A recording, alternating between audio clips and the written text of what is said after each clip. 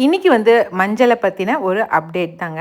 நாங்கள் இந்த வருஷம் வந்து மஞ்சள் நடவு செய்ய போகிறதில்ல அப்படின்னு சொல்லியிருந்தேன். அப்போ மஞ்சள் நடவு செய்யலினா காட்டை என்ன பண்ண போகிறீங்கன்னு சொல்லி நிறைய பேர் கேட்டிருந்தீங்க.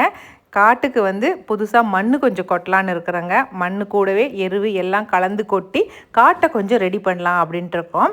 காட்டை ரெடி பண்ண உடனே வந்து அதில் வந்து லகடான் மஞ்சள் தான் நடவு செய்ய போகிறேன். ஒரு 5 கிலோ லகடான் மஞ்சள் வாங்கி வச்சுருக்குறேங்க. அந்த மஞ்சளை வந்து நடவு செஞ்சு அதுலேருந்து உற்பத்தி ஆகிற மஞ்சளை வந்து அடுத்த வருஷத்துக்கு நமக்கு விதை மஞ்சளாக பயன்படுத்திக்கலாம் அப்படிங்கிறதுக்காக தான் லகடான் மஞ்சளை வாங்கி வச்சுருக்கேன். ஏன்னாக்கா அந்த மஞ்சளில் வந்து குக்குமின் அளவு 6 பாயிண்ட்டுக்கு மேலே இருக்குது அப்படின்னு சொல்லி சொன்னாங்க. சரி, நாமளும் வந்து இதுக்கப்புறம் கொடுக்குற மஞ்சள் வந்து இன்னும் கொஞ்சம் அதிகப்படியான குக்குமின் இருக்கிற மஞ்சளாக உற்பத்தி பண்ணி கொடுக்கலாம் அப்படிங்கிறதுக்காக தான் லகடான் மஞ்சளை வந்து வாங்கியிருக்கிறேன். நீங்கள் நினைக்கலாம், இந்த வருஷமே அந்த லகடான் மஞ்சளை வாங்கி நீங்கள் காடு ஃபுல்லாக வைக்கலாம் இல்லை அப்படின்னு சொல்லி நினைப்பீங்க. ஆனால் வந்து விதை மஞ்சளே அதிகப்படியான விலையை சொல்கிறாங்க.